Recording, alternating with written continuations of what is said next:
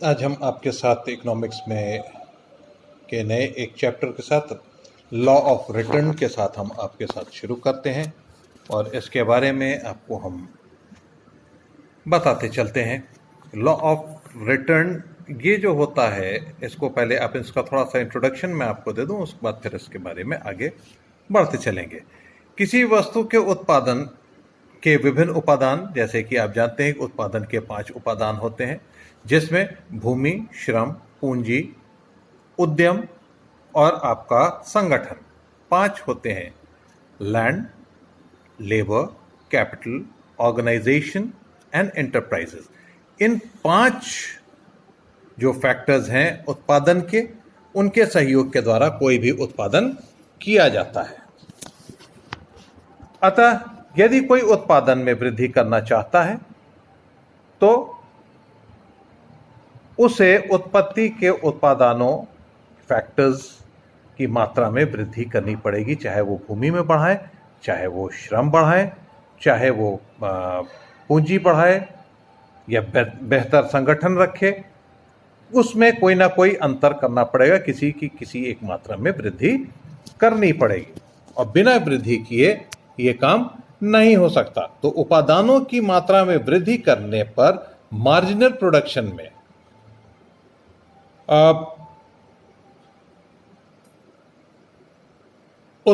अनुपातिक दृष्टि से 3 प्रकार की प्रविष्टियां दिखाई देती हैं। मार्जिनल प्रोडक्शन के अनुपातिक दृष्टि से 3 प्रकार की होती हैं, जिसमें से एक होता है कि सीमांत उत्पादन बढ़ जाए या समान रहे या घट जाए। ये 3 तरीके की होती हैं। तो यानी कि पहली कंडीशन अगर हम करें कि यदि उत्पादनों में वृद्धि करने पर सीमांत उत्पादन अनुपात से अधिक बढ़ता है तो इसे लॉ ऑफ इंक्रीजिंग रिटर्न या प्रतिफल वृद्धि नियम कहते हैं। और जब कभी घटती है, लागत घट जाती है, तो इसे हम लॉ ऑफ डिमिनिशिंग रिटर्न या लॉ ऑफ इंक्रीजिंग कॉस्ट कहते हैं। जब कभी उत्पादनों में वृद्धि करने पर सीमांत उत्पादन अनुपात से कम बढ़ता है तो इसे लॉ ऑफ डिमिनिशिंग रिटर्न या लॉ ऑफ इंक्रीजिंग कॉस्ट कहते हैं।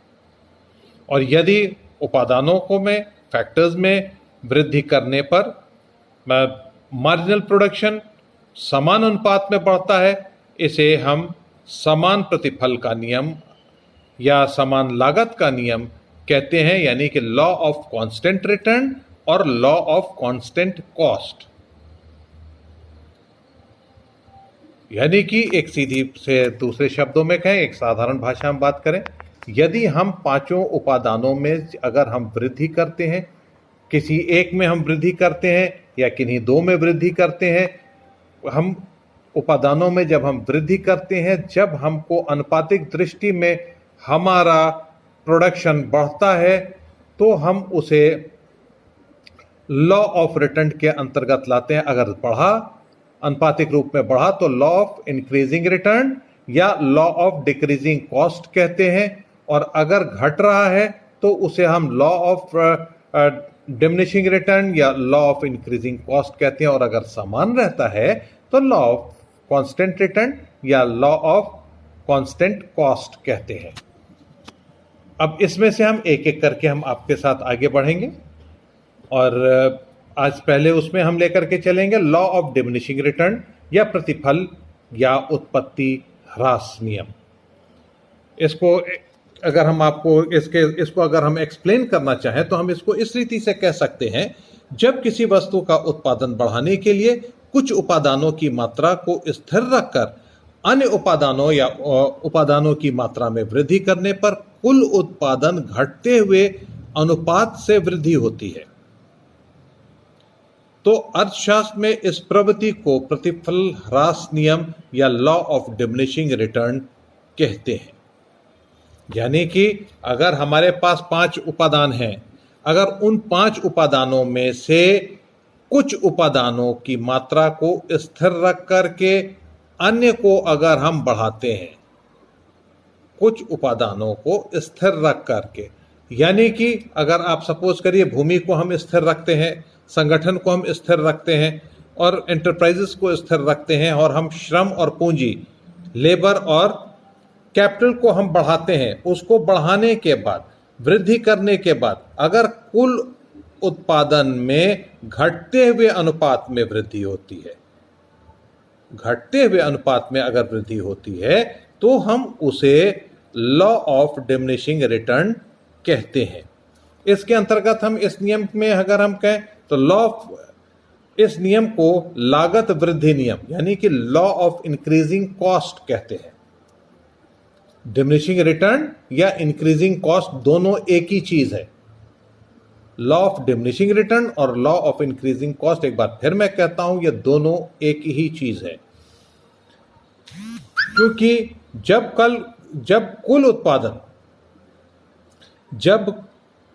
कुल उत्पादन में वृद्धि घटती हुई दर से होती है, तो मार्जिनल प्रोडक्शन घटता जाता है और प्रति इकाई औसत लागत तथा सीमांत लागत बढ़ती जाती है। जब लागत बढ़ती है तो कॉस्ट बढ़ती है, और जब हमारा उत्पादन कम होता है तो वो रिटर्न घटता है। Diminishing return and increasing cost. अब इसकी परिभाषाएं हैं कुछ, जैसे कि प्रोफेसर मार्शल के शब्दों में, यदि कृषि कला में सुधार न हो तो भूमि पर खेती करने के लिए लगाई गई श्रम और पूंजी की मात्रा वृद्धि करने पर कुल उपज में समानता अनुपात से कम वृद्धि होती है। अगर इसी को इंग्लिश में कहें, an increase in capital and labour applied in the cultivation of land causes in general less than proportionate increase in the amount of produce raised unless it happens to coincide with the improvement in the art of agriculture। दूसरे शब्दों में, दूसरे उसमें definition की बात करें तो Mrs John Robinson के अनुसार उत्पत्ति ह्रास नियम जैसे कि इसे प्रतिपादित किया जाता है, यह बताता है कि उत्पादन के लिए किस एक साधन की मात्रा में क्रमानुसार वृद्धि करने से एक सीमा के बाद कुल उपज में घटती हुई वृद्धि होगी। यानी कि the law of diminishing return as it is usually formulated state that with the fixed amount of other factors of production, successive increase in the amount of other factor will after a point yield a diminishing increment of the product। ये English में Mrs John Robinson की definition थी, मैंने आपको हिंदी में बताई। उसी तरीके से एक और है तीसरे नंबर पर, अकॉर्डिंग टू सिल्वरमैन उन्होंने कहा कि एक निश्चित बिंदु के पश्चात उत्पादन में लगे हुए श्रम व पूंजी की मात्रा में वृद्धि करने पर उत्पादन के अनुपात में कम वृद्धि होती है। यानी कि after a certain point an increase in the capital and labour applied in the production causes a less than proportionate increase in the amount of the product। इसको हम दूसरी तरीके से समझें। अब अगर इसको उदाहरण के द्वारा अगर हम देखा जाए, अगर हम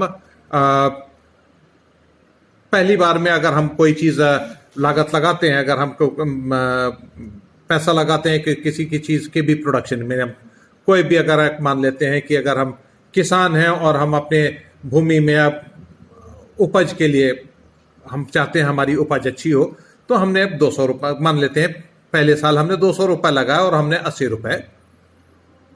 80 रुपये हमने पाए। 200 रुपये लगा करके हमको कुल उत्पादन जो है हुआ वो 80 क्विंटल मिला।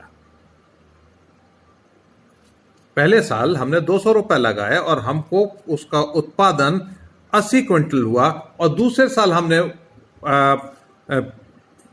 फिर ₹200 और लगा दिए, यानी कि ₹400 लगाए, ₹200 लगाए, फिर हमने नेक्स्ट ईयर फिर ₹400 लगाए, यानी 200 प्लस 200 हमने लगाए। तो हमारा प्रोडक्शन कितना होना चाहिए था? 80 प्लस 80 160 होना चाहिए, लेकिन उतना नहीं होकर के 150 हुआ।